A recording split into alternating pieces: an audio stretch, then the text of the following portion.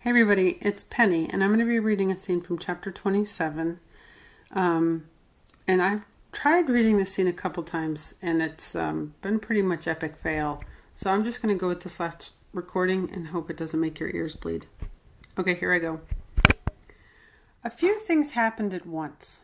I didn't really see everything, as I was behind Sandra, who was behind Quinn, and Kat was to my right, also partially blocking my view. But what I did see was the aftermath, and I was therefore able to put the pieces together.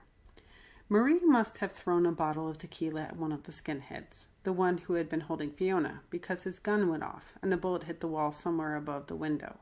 He staggered backward, holding his head. Fiona must have been preparing for this moment because she withdrew 2 long Susan Bates knitting needles from her project bag, the long thick ones that the beginners typically learn on, with the white knobs at the end. And she stabbed him in the shoulder. Immediately, the gun dropped from his hand. Elizabeth, who had been on the floor the whole time, reached for the gun as goon number 2 tripped over her legs and fell heavily against the bookshelf. Kat yelped when the gun went off, and she grabbed my hand. To my surprise, she threw both of us behind the couch. I landed on the floor quite ungracefully, taking the brunt of the fall on the left side of my body.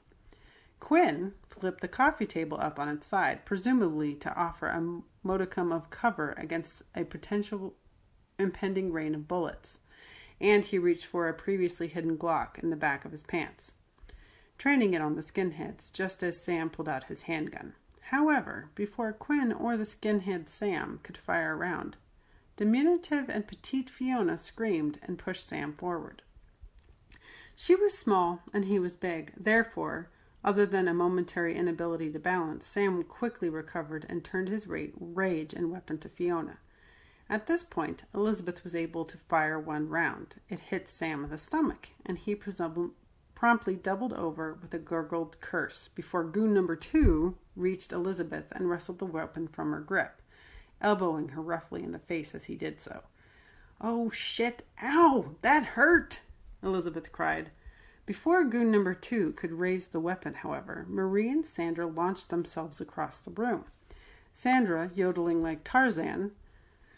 I heard Quinn exclaim, "Damn it," before he jumped over the coffee table a second later.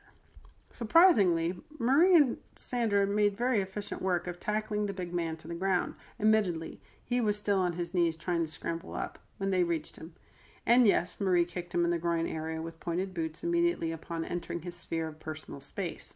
Sandra grabbed the 9mm from him while he was distracted, and to my very great surprise, after promptly switching the safety on, she clobbered him with the butt of the gun. "I, clobber, am going, clobber, to fuck, clobber, you up, clobber, bitch."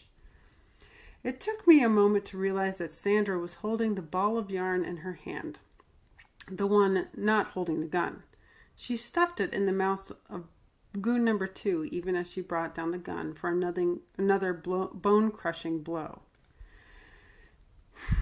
Fiona scrambled over Sandra and cupped her face, trying to shield her from further violence, and Quinn pistol-whipped Sam, knocking the tattooed menace out with a single blow. Marie picked up the tequila bottle and swung it wildly at goon number 1, who seemingly had just recovered from the shock of being stabbed with a Susan Bates knitting needle. Goon number 1 lifted the hand of his good arm over his face, but was a little too late. Marie brought the bottle down with a resounding crash, and the tower of a man fell backwards, unconscious. Kat and I were peeking under the couch. The only sound in the apartment was labored breathing until someone, I guessed it was Marie, said, "Oh shit, Sandra, is that the Madeline-Tosh Aaron limited edition dye lot you just stuffed into that asshole's mouth? You know I can't replace that."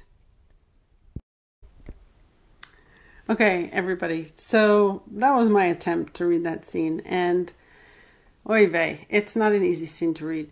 It's, yeah, especially in Janie's voice, because she's just kind of like analyzing what's going on. So let me just tell you what occurred. And I, tried to do the whole, Hunger Games, I'm going to make this like really thrilling kind of thing.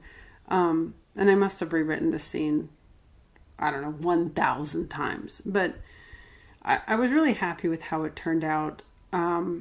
because I felt like it was very much how Janie would react to it, with this kind of like cold detachment rather than this, oh my God, what is happening? Kind of panicked and freaking out, because from her perspective, it's over and it's done and everybody's safe. So there's really no reason to embellish it.